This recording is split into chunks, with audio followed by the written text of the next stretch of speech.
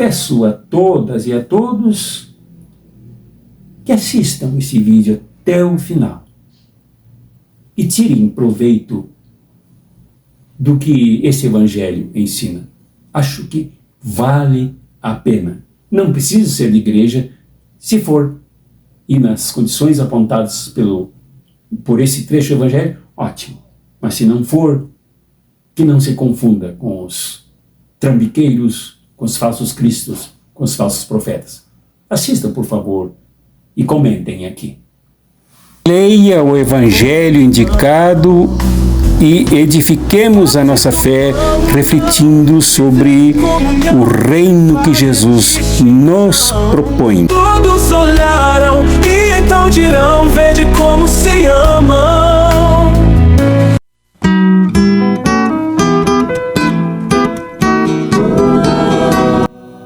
Vocês deram pause aí, não é? Para ler este evangelho de São Marcos, do capítulo 13, do versículo 14 a 23? Ótimo! Esse texto é dramático. Ele tem o dom de narrar em poucos versículos o que ocorreu nos tempos de Jesus e depois da publicação do Evangelho, mas também reserva uma força poderosa para nos entendermos e aos nossos contextos atuais hoje. Por isso é preciso dar muita atenção a esse Evangelho. Eu diria que há duas grandes chaves de interpretação deste trecho de São Marcos. A primeira que eu desprezarei, não lhe dou valor, é a apocalíptica judaica, o apocalipsismo que dominou o pensamento judaico com graves prejuízos aos textos sagrados e também às vidas de quem adota essa interpretação.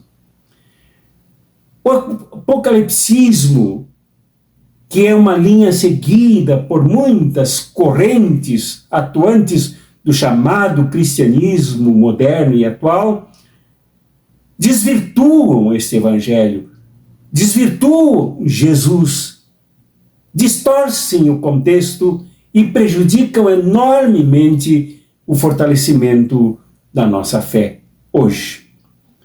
O apocalipsismo adotado por correntes conservadoras tem como negatividade a questão da aliança com os poderosos, com os ricos, com os destruidores dos templos e das Jerusaléns da vida hoje.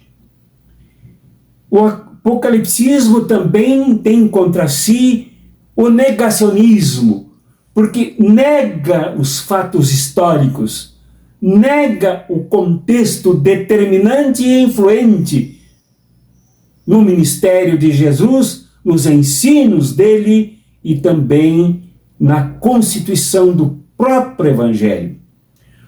O negacionismo adotado pelo apocalipsismo leva amplos setores do dito cristianismo a desastres tremendos, como, por exemplo, irreleva, nega as catástrofes climáticas como se elas nunca tivessem acontecido e, ao se realizarem, sejam sinais do fim do mundo, sinais de que Jesus virá. Daí pintam a segunda vinda de Jesus no meio da catástrofe ou das inúmeras catástrofes, como se isto se daria numa flutuação, numa planagem de Jesus, desconsiderando os sofrimentos, as dores e tragédias que envolvem e matam milhões e milhares de pessoas, como ocorreu nesse anúncio do texto que discorreremos no segundo ponto. O apocalipsismo ao negar as crises, as catástrofes, inclusive agora climáticas, peca, se torna sacrílego, herético, ao dizer que não adianta fazer nada para salvar o mundo, salvar as pessoas, porque isto é sinal de que Jesus voltará.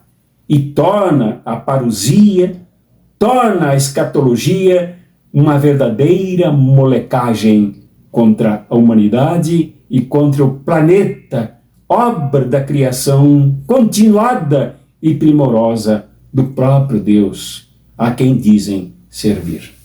Portanto, desprezo essa interpretação.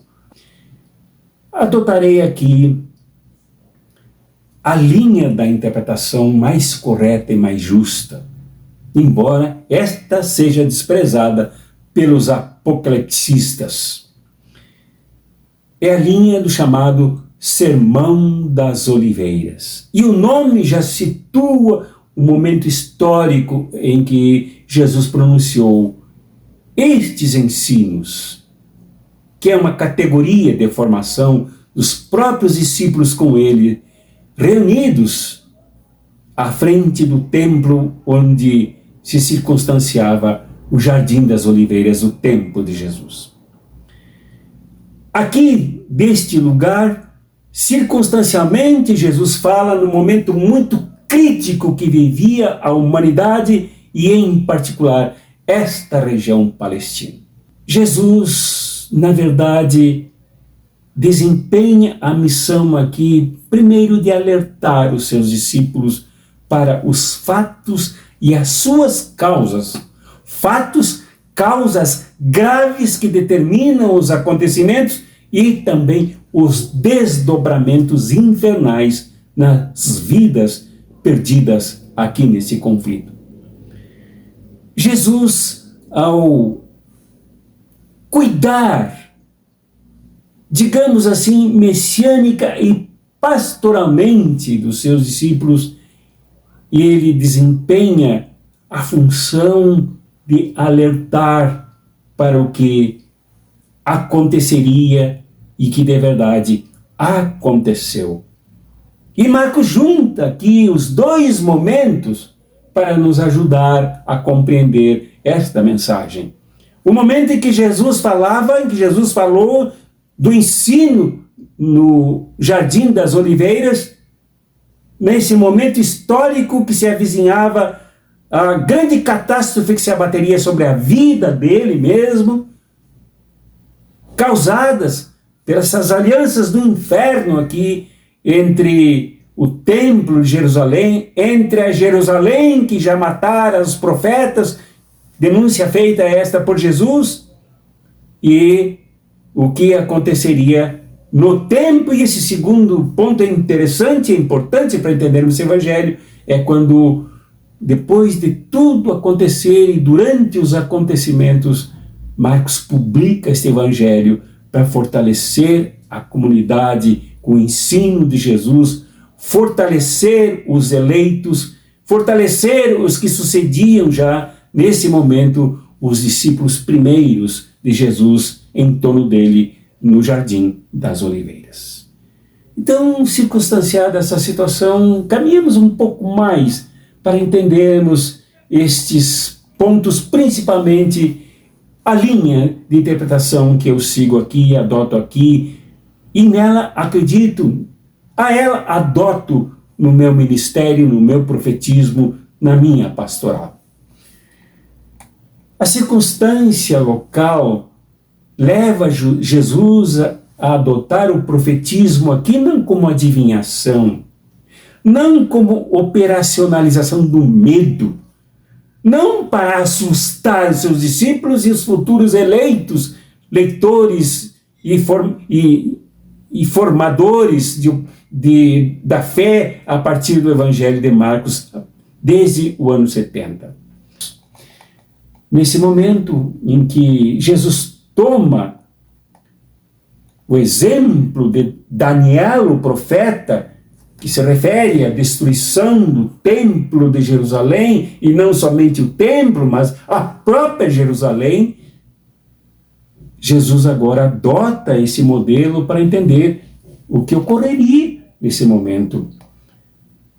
E o que ocorreu nos anos 70, data da publicação deste evangelho, foi dramático e, de certa forma, reproduz quando o invasor comandado por Antíoco IV Epifânio invadiu Jerusalém e profanou o templo, sacrificando porcos no altar e colocando estátuas pagãs. Isto simboliza que, ao colocar porcos no altar, o invasor pagão, o invasor imperial, o invasor militar quer sufocar, destruir a prática litúrgica, a doutrina do sacrifício dos primogênitos entre os animais que serviam para expiar os pecados e as culpas sobre a morte deles no holocausto.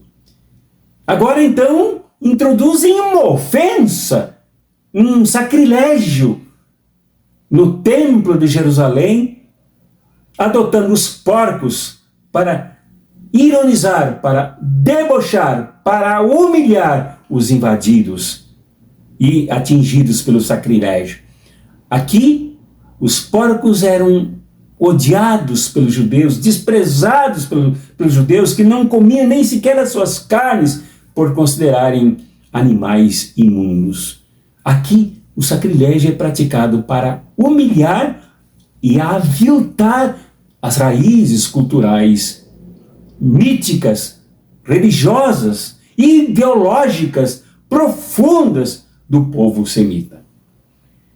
E também, ao introduzirem estátuas pagãs de divindades pagãs, também o fizeram para afrontar Yahvé, afrontar o Deus libertador, afrontar os dogmas e fé do povo semita, do povo judeu.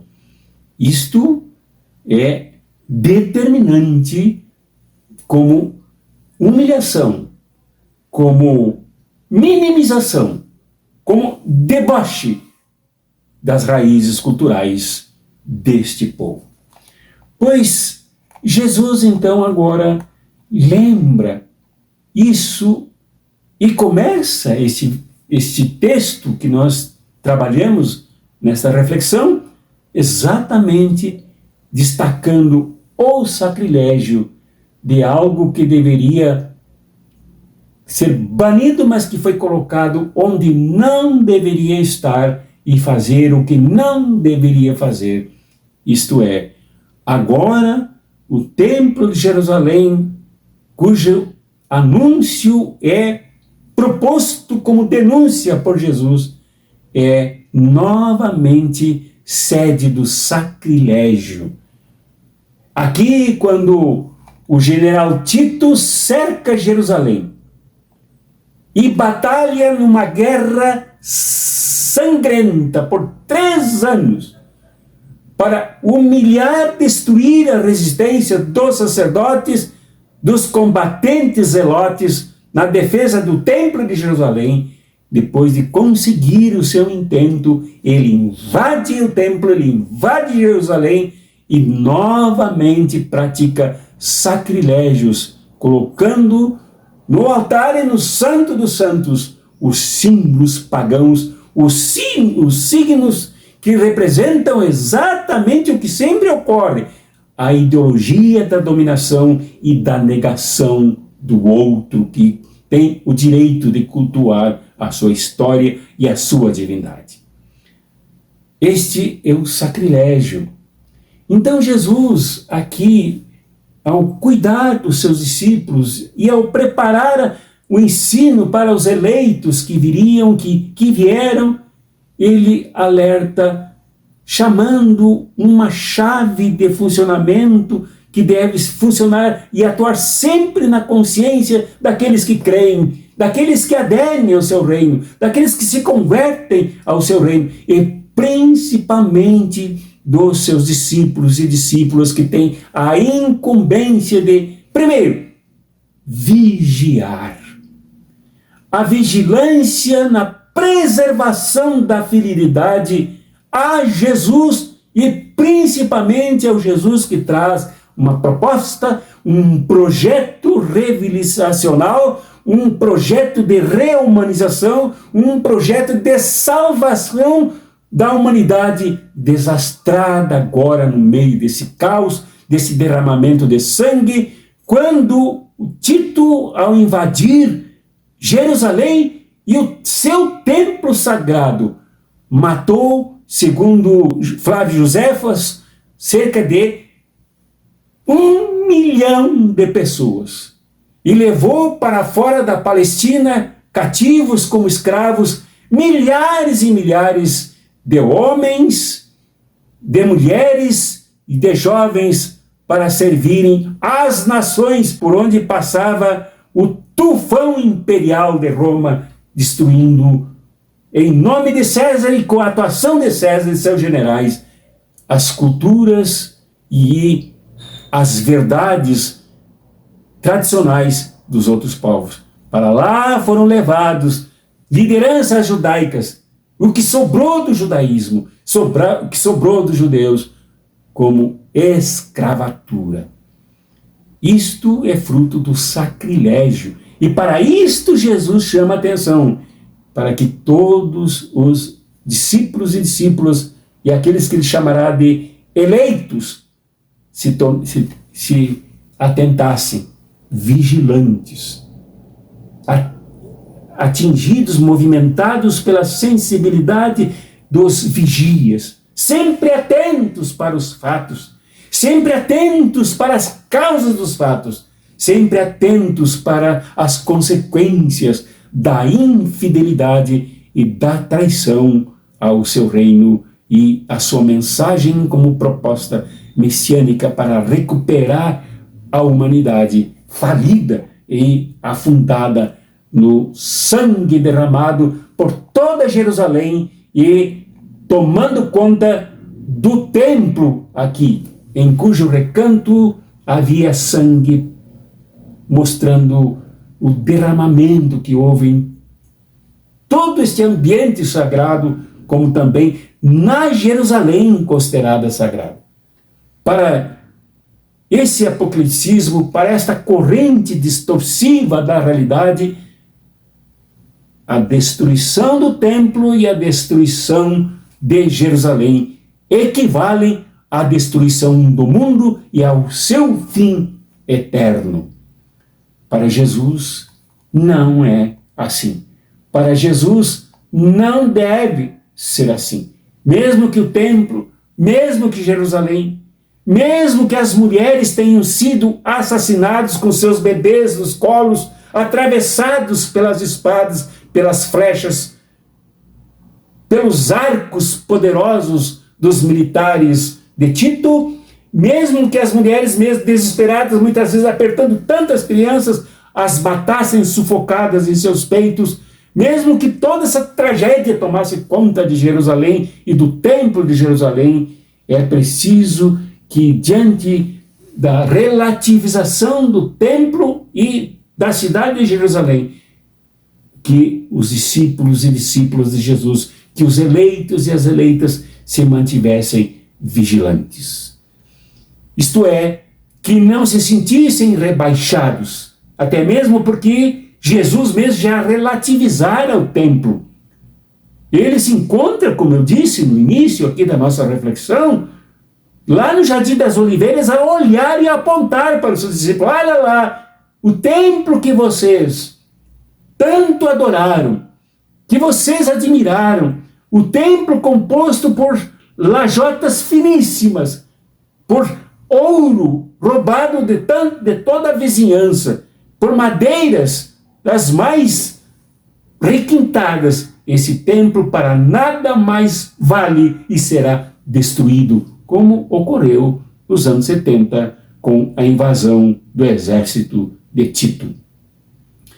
Mesmo assim, diante de tudo isso, ao cuidar dos seus discípulos no Jardim das Oliveiras e ao compartilhar esse cuidado profético e pastoral, carregado de denúncias, carregado de análise das causas disso tudo,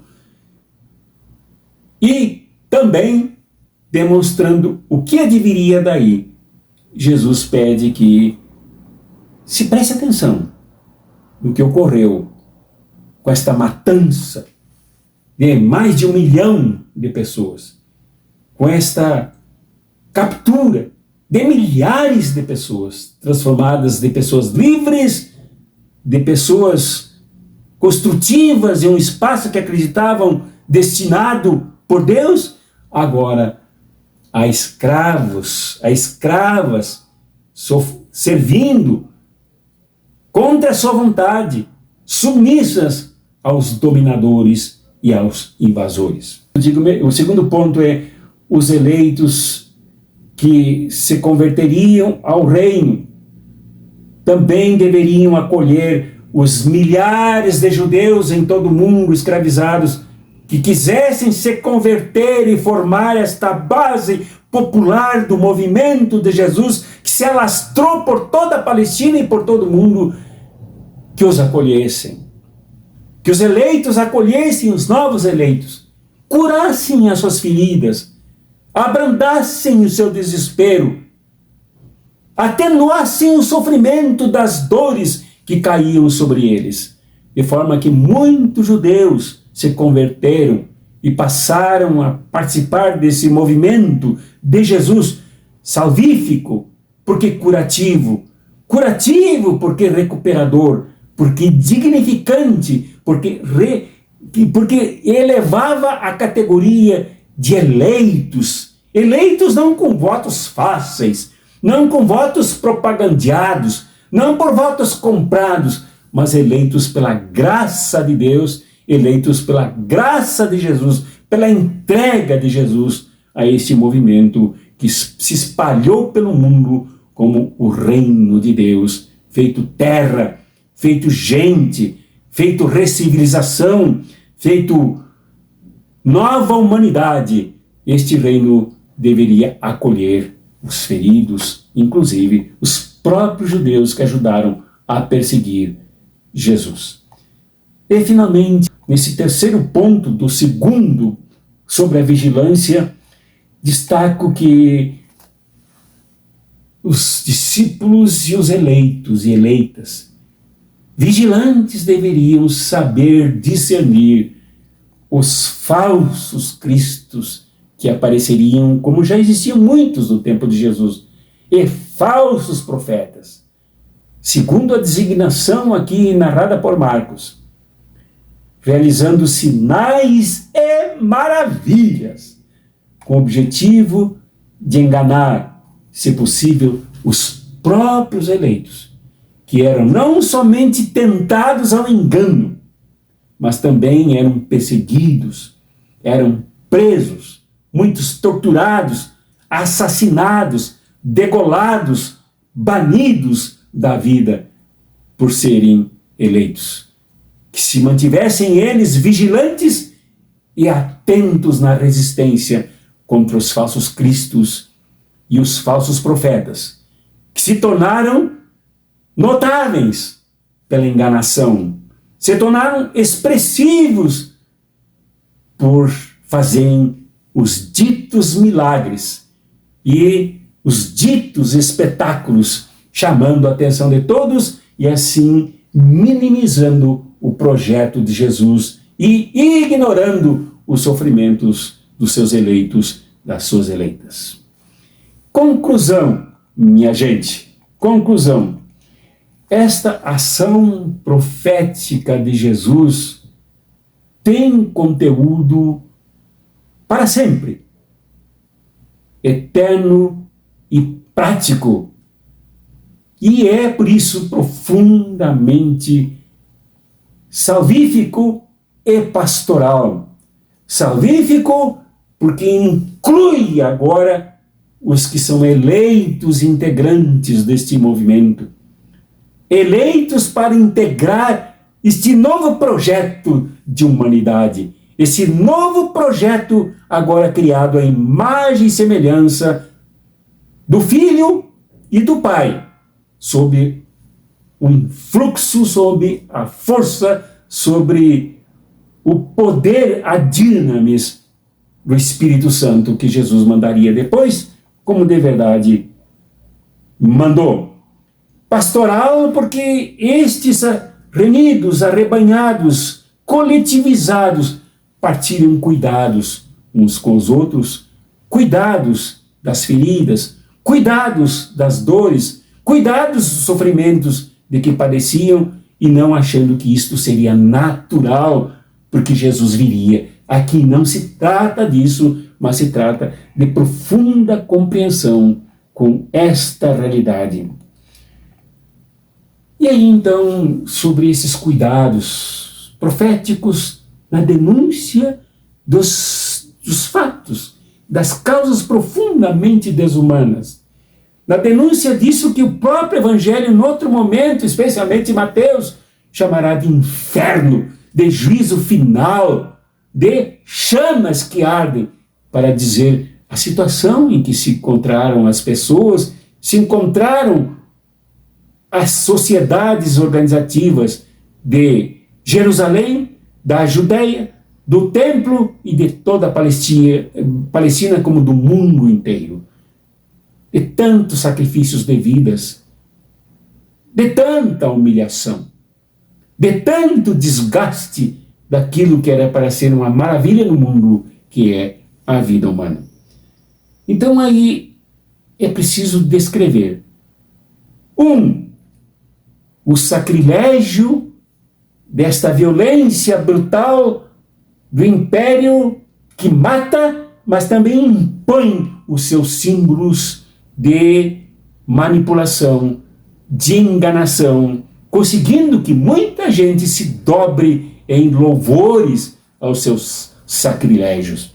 É preciso nos atentarmos quanto a isto, nunca nos desligando da mensagem, da proposta, do ensino, de tudo que Jesus fez como profeta palestino e revolucionário, que denunciava essas coisas para dizer: o meu reino não tem nada a ver com isto.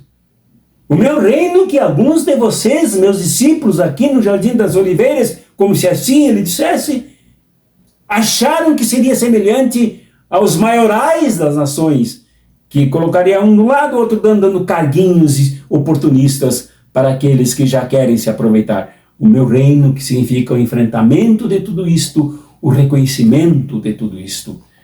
Este projeto de Jesus é de uma originalidade impressionante pelas características que já descrevi, de recivilização, de recriação das relações e da vida humana, como depois, de fato, Lucas descreverá o que ocorreu nesta própria Jerusalém, prestes a ser destruída, no meio de todas estas barbaridades que aconteciam no templo, o templo que matara Jesus, o templo que elegia a traição de Judas, o templo que seria a sede muito próxima da própria militarização da Palestina.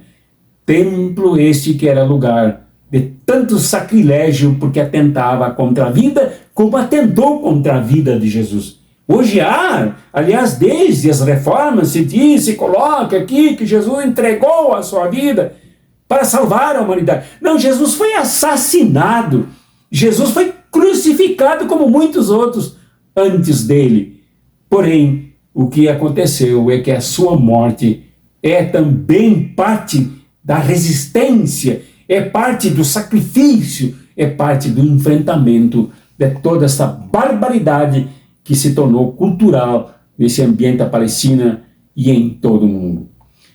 Este ponto conclusivo nos ajuda a entender que hoje esta mensagem, com características proféticas na denúncia, características proféticas na análise, para se enxergar o que realmente acontece nesse método profético, para se ensinar a vigiar, a ter cuidados uns com os outros, a nos protegermos das perseguições. Esta mensagem é muito atual, porque os ídolos sacrilegiam os nossos ambientes. O pior dos infernos criados aqui foi por causa do grande sacrilégio praticado com a ajuda do próprio templo, que desvirtuara a aliança, como sempre eu digo aqui, para se aliar aos inimigos, para se aliar aos poderosos estrangeiros, para estender as mãos aos títulos, estender as mãos às legiões, estender as mãos àqueles que matam e por isso foram eliminados. Se quisermos até entender, usemos a figura de que foram engolidos e subvertidos nas suas origens por causa do invasor. Sempre que a vida é ameaçada, sempre que as raízes revitalizadoras, ancestrais, tradicionais dos povos são violadas, aí há sacrilégio, porque atenta contra a vida. Sempre é bom lembrarmos que a cristandade chegou na América Latina, chegou no Brasil tingida de sangue, e aqui foi sacrílega, foi herética, foi bárbara contra os povos originários, contra os povos arrancados das suas experiências tribais riquíssimas e cultas da África, aqui submetidos todos a escravos e eliminados em troca do roubo de madeira, de ouro, de prata e de todas as riquezas deste país e desta América do Sul e esta América toda. Isto é sacrilégio. Isto é impor os ídolos estrangeiros da dominação, da colonização e hoje do imperialismo no lugar onde não deveriam estar, para fazer o que não deveriam fazer. Hoje poderia-se adotar a linguagem de João, que fala em outros termos no reino de Jesus. Ele diz que o reino de Jesus é vida abundante, vida plena e abundante. Quando se ataca, quando se humilha, quando se exaure, quando se espreme a vida humana e os nossos antepassados a se tornarem lixos, aí há sacrilégio. Porque o mais sagrado nesse momento aqui do Evangelho de São Marcos, e lembrando São João, o mais sagrado é a vida humana, a vida do povo, a vida dos trabalhadores e trabalhadoras, a vida daqueles e daquelas que foram escravizados e escravizadas, reduzidos à mão de obra absolutamente escrava, absolutamente miserável, para fartar e abastar os que roubam através dos nossos corpos. Por último, é preciso hoje retomar, não caritativamente, não reduzidamente de modo filantrópico, este projeto que Jesus anunciou no seu sermão, o Jardim das Oliveiras. Com cuidado, alertando para a vigilância das pessoas, que as pessoas perdem muitas vezes, que multidões perdem ao adotarem aquilo que se prega até mesmo em igrejas, aquilo que se prega em muitos rituais religiosos, aquilo que se prega na mídia, em suas propagandas, aquilo que se prega através das próprias artes, como por exemplo as músicas que são invadidas por esse projeto de dominação, encharcando de forma sacrílega as tradições, as raízes justas, tranquilas, pacíficas de um povo que foi violado, que é violado constantemente. É preciso que nos tornemos vigilantes, mas não vigilantes que passeiam por cima das muralhas para simplesmente enxergar as invasões, mas vigilantes que resistem, vigilantes que que militam, vigilantes que combatem, vigilantes que lutam não somente para não renderem os seus povos, mas também lutam para derrubar isso que mata, isso que destrói, isso que faz um inferno, como ocorreu nesse tempo dos anos 70 em Jerusalém, com morte de 1 milhão de pessoas, com o assassinato de mães e de mulheres, como aliás se faz hoje com o sionismo na Palestina e em outros lugares do mundo. Então o momento é de reflexão, como diz o nome deste programa, reflexão do Evangelho. Mas não só do Evangelho como uma leitura de caráter devocional e espiritual, e pronto, mas uma reflexão que nos ajude a interpretar não somente o Evangelho, mas a interpretar a nossa realidade e a nos posicionar nesta realidade como Jesus ensinou aos seus discípulos. Isso é um apelo para mim, meu irmão, minha irmã. Isto é um desafio para ti, meu irmão e minha irmã. Isto é um chamado para nós. Não que haja qualquer risco aqui, como pregam os apocaliptistas atuais, que dizem que não adianta fazer nada para defender o planeta, que não adianta fazer nada para combater o fogo, que não adianta fazer nada para evitar as enchentes, que não adianta fazer nada para evitar o aquecimento do planeta, porque isso é sinal que Jesus virá. Isso é de uma maldade, além de uma ignorância, de uma estupidez inclassificáveis, porque demanda contra o próprio projeto de Jesus, demanda contra a própria obra da criação, demanda de forma negativista contra a própria ciência, demanda contra o nosso direito à vida digna. Então é preciso que nos alertemos sobre o Evangelho e sobre esta realidade que é causada. Esta realidade que não é nenhuma praga dos céus, não é nenhuma praga dos infernos, mas é infernalizante, que nos destrói, que nos mata e que não adianta, isto sim, não valem ainda projetos tímidos, projetos assustados, projetos de pendurados em negociações com os titos, com os generais, com os invasores, com os opressores de hoje. É preciso que nós nos mobilizemos, nos tomando como o povo eleito. E aí eu termino, aliás, dizendo duas coisas. A primeira, que Jesus se refere aos eleitos, aqueles ensinando que aqueles que aderirem ao seu reino, aqueles que participarem do seu reino, como aconteceu, como eu disse, em Atos dos Apóstolos. Com aqueles e aquelas que realmente entendam o Evangelho de Jesus e aderem a este projeto. Não esperando o fim do mundo. Não aguardando que se termine isso pelo terror, se termine isso pelas dores, mas que isto mude com a nossa atuação. Este é o chamamento para nós, os novos eleitos e eleitas de Jesus. E eu tenho encontrado gente que age assim, gente generosa, gente compassiva, gente de espírito coletivo, gente solidária, gente que transforma a fé numa força estrondosa para servir os outros, como Jesus ensinou ao afirmar sobre si mesmo: o Filho do Homem não veio para ser servido, mas para servir e dar a sua vida em resgate de muitos. Eu encontro, sim. Não encontro muita gente naquelas que louvam ao Jesus do trono que virá.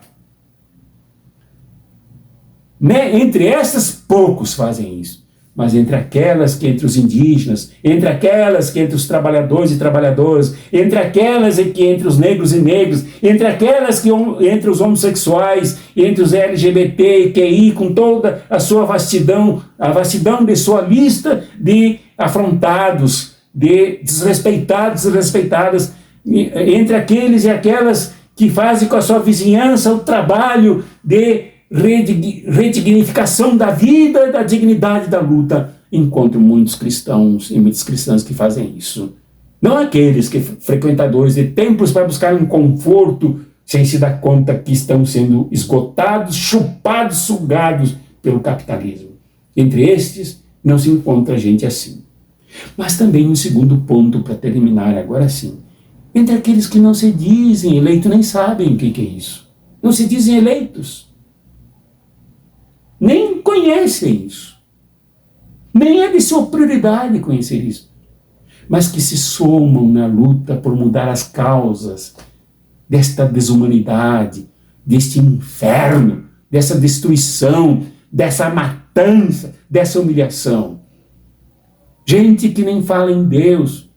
Gente que não diz e nem gosta de ouvir, vai com Deus, mas que luta pelo outro, que gera a justiça, que gera a compaixão pelos outros, que ajuda a pensar em como desmontar tudo isso em busca de uma nova humanidade, de uma nova ordem de relações.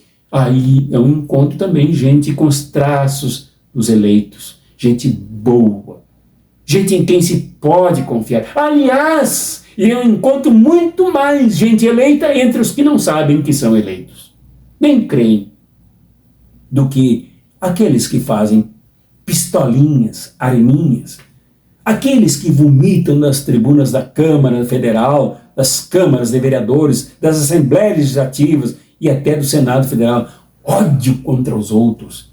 Entre estes, eu não encontro eleitos. Não encontro traços dos eleitos. Não encontro o espírito de serviço que norteia o comportamento dos eleitos. Encontro o inferno, encontro negacionismo, encontro destruição. Estamos aí, meu irmão, minha irmã. Somos chamados. Ouvimos ou não ouvimos. Ouçamos ou não ouçamos. Mas somos insistentemente chamados para a vigilância e para cuidarmos uns dos outros nesta luta que precisamos fazer. Bem, venhamos todos, participemos. É em nome do Pai, e do Filho, e do Espírito Santo. Amém. Leia o Evangelho indicado e edifiquemos a nossa fé refletindo sobre o reino que Jesus nos propõe. Todos olharam e então dirão: vede como se ama.